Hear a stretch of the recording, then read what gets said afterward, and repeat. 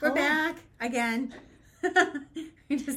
we love surprising all of you. Yeah, we're back. We're going to talk about hypnosis for pain. I think we touched on it a little bit in one of the other videos, just that it was available to it, but we're going to dive deeper.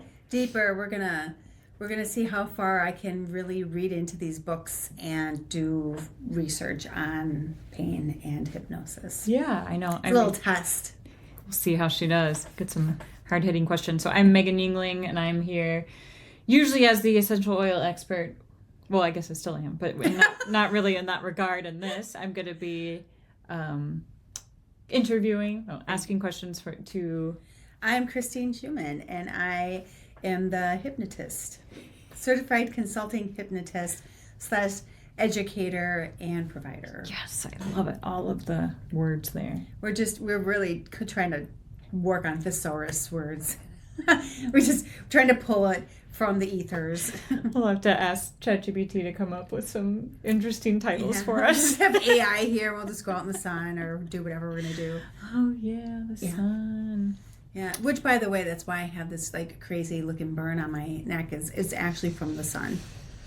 Maybe can you tell how tan I've gotten? Be careful out there, everyone. I mean, you can use sunscreen. Just saying. I guess I didn't think of it on my neck. All right, so other kinds of pain. Yeah, moving on from cancer, which, by the way, that's what we're talking about. We're all connected here. All right, so hypnosis for pain. So are there any case studies that proved hypnosis to be effective for reducing pain in cancer patients? Yes. The end. Just kidding. Bye, guys. It's been nice. We've had fun. So there's quite a few, but there was one specific one, and they did work on her, and I think her practitioner had mentioned it to her because she was having like a great deal of pain, and it was pretty debilitating for her. So it was just this one specific case study that I kept reading over and over and over again that I felt like was pretty interesting, and I was following along with it, and it was just one of the ones that I had decided to choose to talk about. So was this patient actively going through treatment, or was this after she had all of the treatments? She had been going through her treatment, and she was done, and she had a lot of residual pain. Oh, okay. From all the treatment. And so her residual pain came in her right arm, and then the other various parts of her body. But the specific one that I really focused on was her right arm, just because as a massage therapist, I was like, oh my God, I can't imagine like having a career and then not being able to function after going through all this treatment. Yeah. And so I really focused on this part of the hypnosis and how they were able to help her with that. So how did they determine, like what did they ask the patient to determine whether the hypnosis would be effective? Well, they had her do sort of like a pain scale first. And then they went through, and is that with the little faces? Kind of, yeah. It is. It's not funny, I'm sorry. But we do have the faces are cute. Well, just to help anyone determine, like, oh, my face would look like that, or my face would look like that. But anyway, they did ask her pain scale level, and she was, I believe she was at a 10 because she was completely debilitated.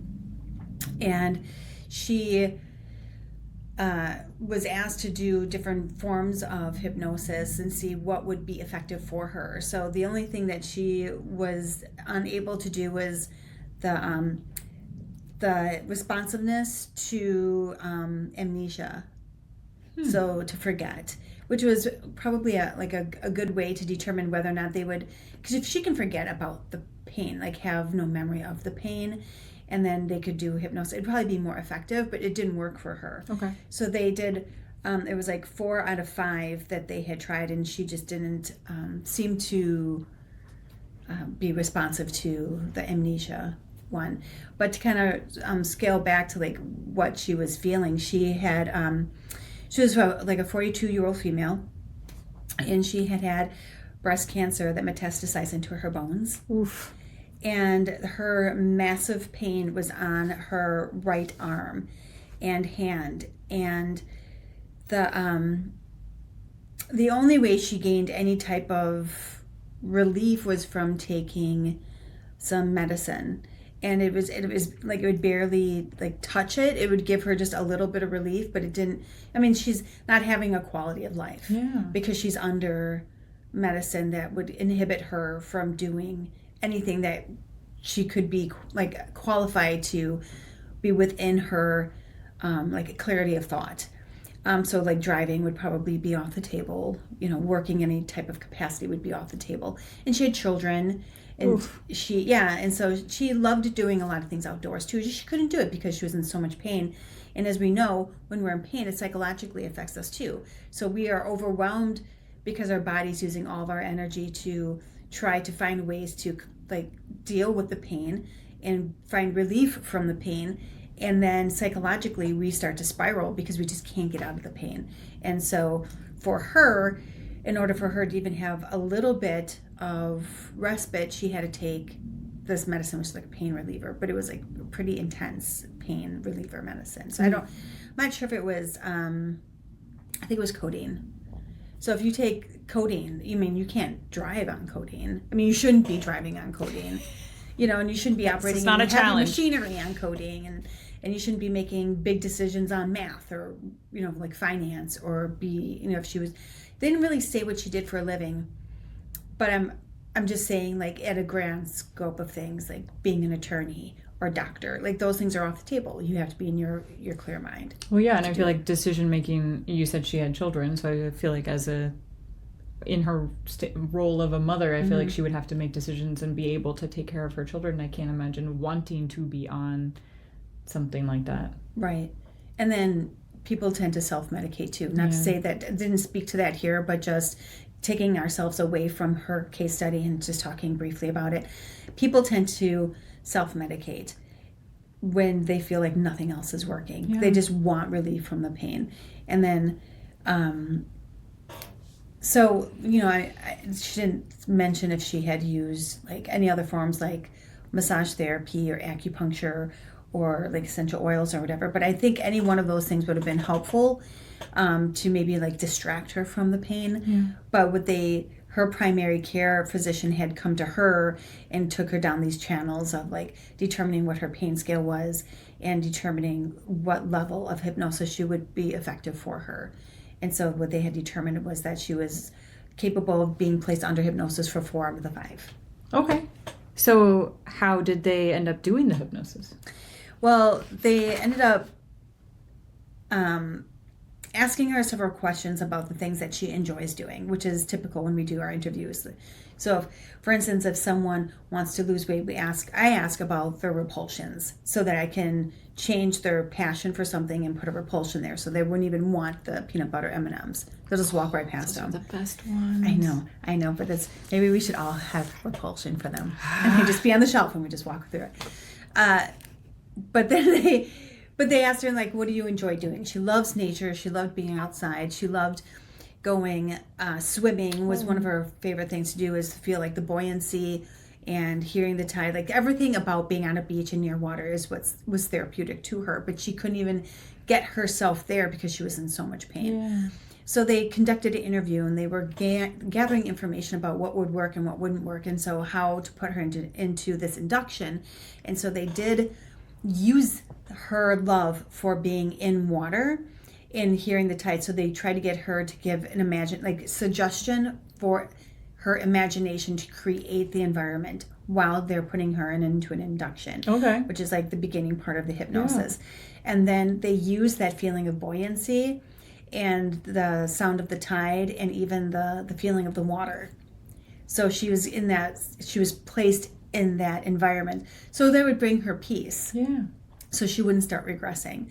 Then what they had her do was imagine that her perfectly fine arm, which was the left arm, had a glove that was placed on it. Like, so she imagined a glove, and it was cold. So she was making like a snowman, putting her hand in like the freezer or whatever that would make that arm cold. I feel like my arm just got cold. And so they had her touch that arm that was cold, that hand onto the hand or to the arm that was having pain.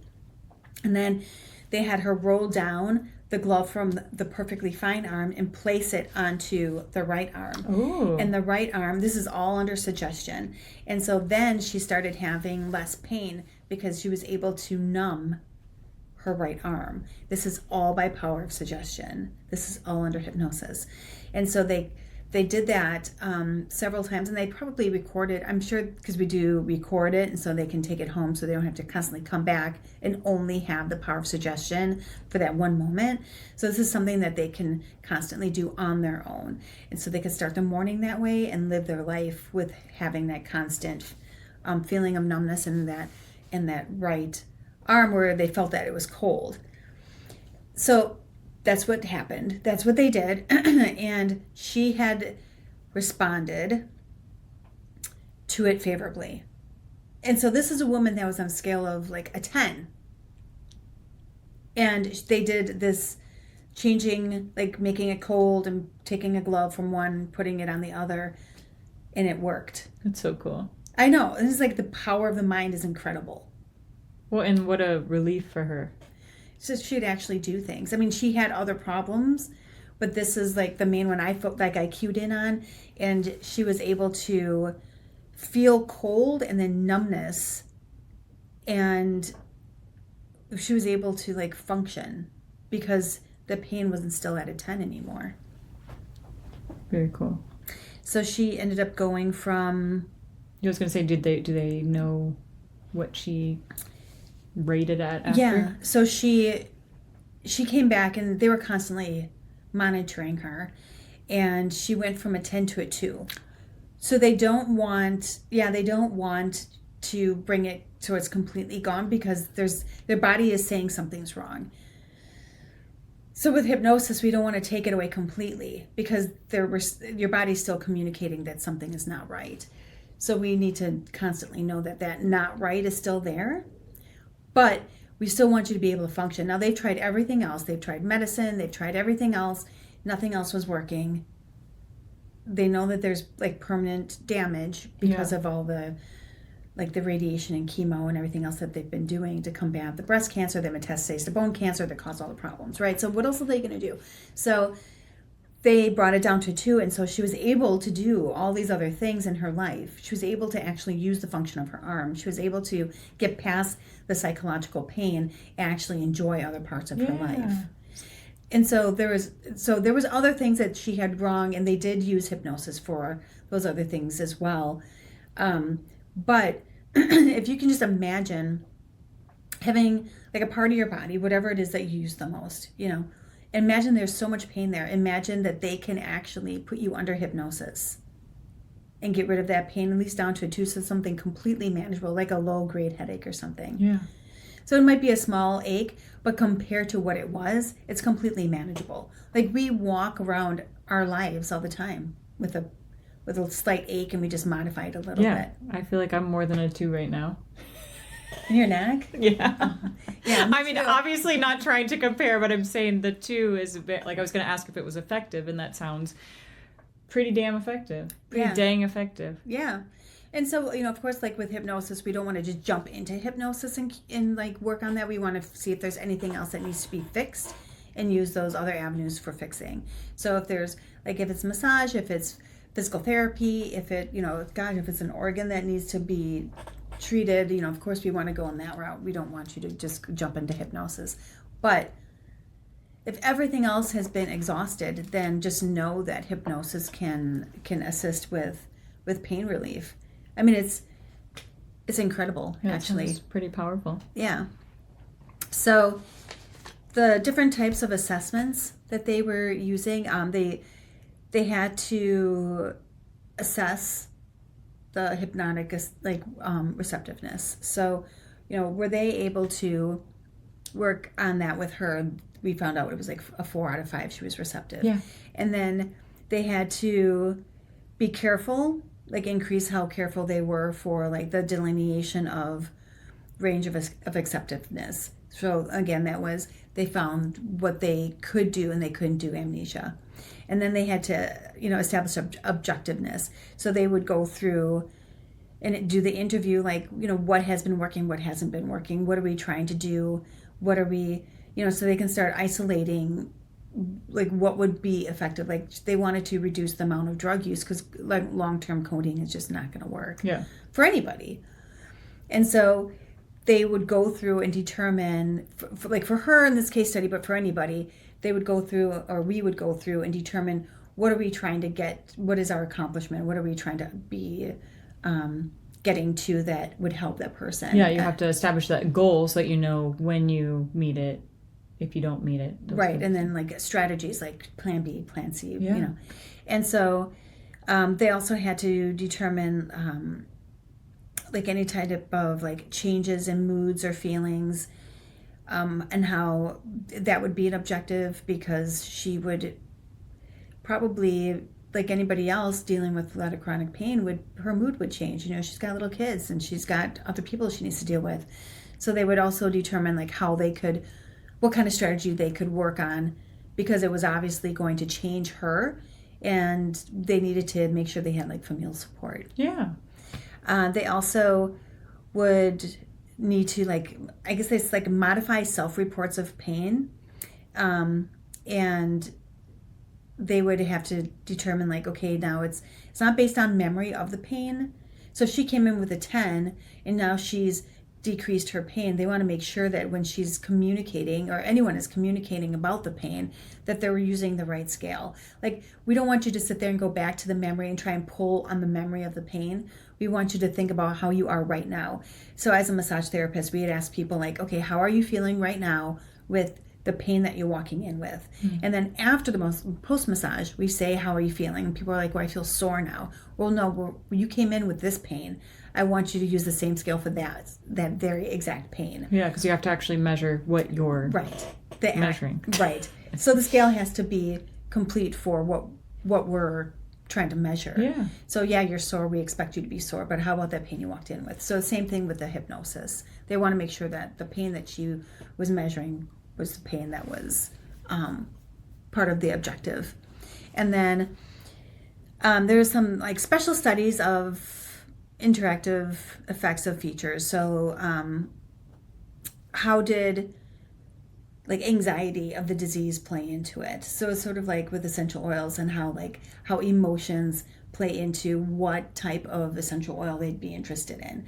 And so how were her anxieties of the disease playing into her pain?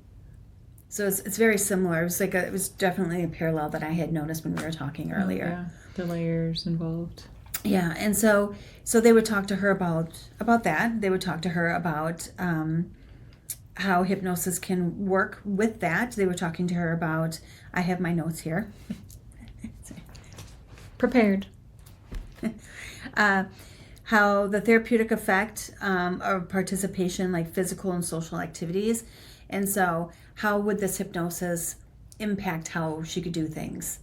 So again, they want to make sure that she still had a little bit of that there, not because they're sadistic, but because because they need to know that if it's gone forever, then maybe something did change. Maybe the nerve endings did regenerate and now she's fine, instead of always being damaged from all the chemo and the radiation. Yeah. So there's a lot of things to consider. And when they place you under hypnosis, they want to make sure that whatever is there, if it's something permanent because of an accident or medical or whichever, they want to make sure that whatever could potentially be fixed, that you still know that it's there, or that you need to be careful because there might be some damage there that you still need to be cognizant of.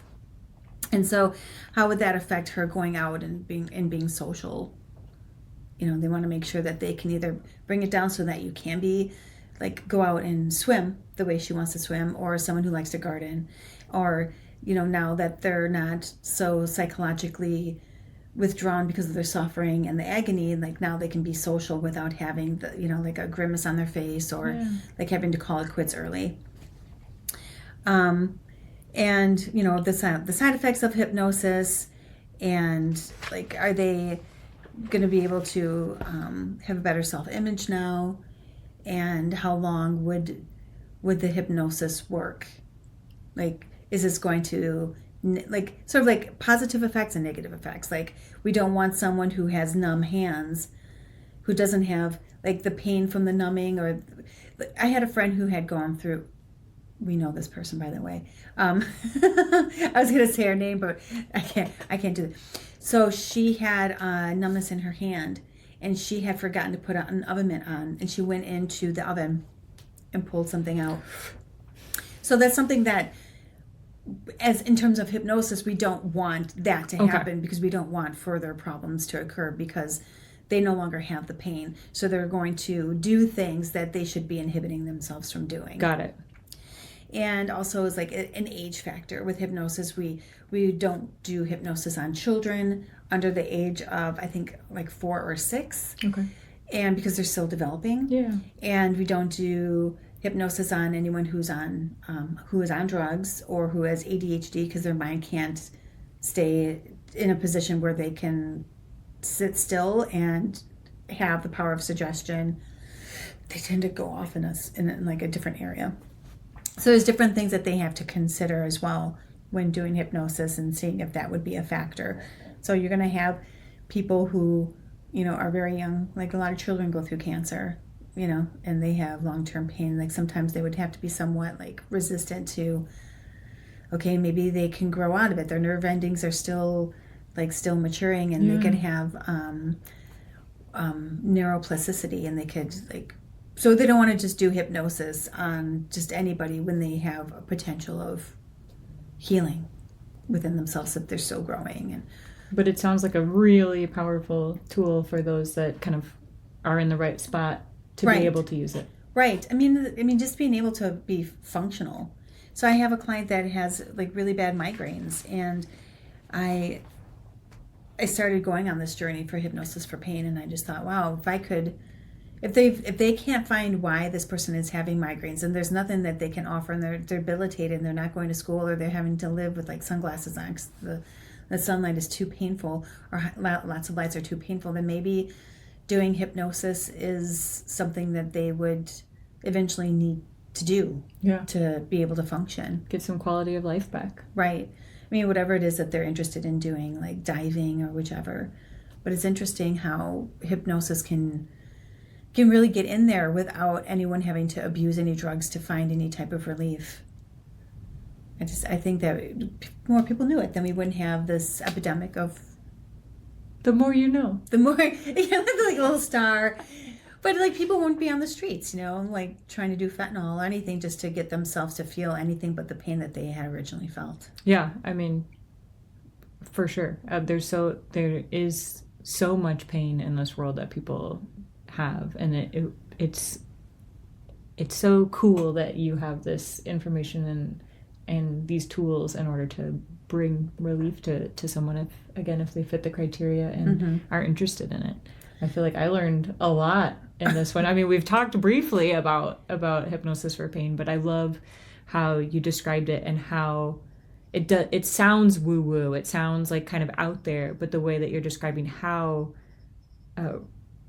almost scientific it is in the approaches and like measuring and those kinds of things. I love that. Yeah, there's a lot more that goes into it too. I mean, they were talking about like the small fibers and log fibers and how to reroute pain from going to the suffering and agony part of our brain and bypassing it to something completely different, which is all through the power of suggestion. And so it's this whole science thing that I can't. I mean, it was like the first few chapters. I'm like, should we expect a deeper dive into these long and short forms? Oh my God. Maybe not. Maybe later. I need a neurologist. Comment if you want that. Anyone, a neurologist out there that could just do a Q&A with me. Oh, yeah, we can bring you in. Or, I mean, we might not have room right here, but we could do it. You could be the plant. We could do it. Tell me, neurologist. with another platform and actually interview others as well. I would actually love to bring people in. Yeah. I think it'd be great. New idea. Yeah, we just have a podcast. We just start podcasting and then you just listen to us on podcast app or something. Driving to work. They would love to hear our voices. Yeah. Like, have sound a like Muppets. Hi. Hi. Is there anything else that you want to share for today's little session? So I've been very encouraged. A lot more people have been coming in for hypnosis. And so I've had a lot of people come in for weight loss hypnosis and age regression, and it's been pretty exciting. Actually, I love it. And so I've done weight loss scripts and ego strengthening for people who need to start exercising more within weight loss, and then age regression for people who have felt rejected, but they didn't know where that came from originally, to try and heal that. And so I love doing hypnosis because I can see the difference. I can see the difference in my clients, and I think that they see the difference within themselves. And I think we should just know that our brains are extraordinarily powerful. Psychologically, we are stronger than we ever thought we could be, and we only use a certain percentage of our brain. And it's interesting if we really empowered ourselves and really didn't think of things as woo-woo, but as like explore a little bit more, and not think that we're, deep diving and seeing like worms coming out of our passports or anything. Like, it's not even about that. No, it's just it was a bad example, but What? Yeah, but we really are a much stronger organism than I think we've ever been led to believe, and I think we should be embracing it. And there are people out there that have already embraced it and found tools and have gone forward and done the pioneering. And I'm really encouraged. Like, I really want to be part of it, because I think that I really do want to help people. I really do. So, and I know that you do too. Yeah. Just that's why we're here. different tools. Yeah. So if someone wants to learn more or connect with you, Well, this guy.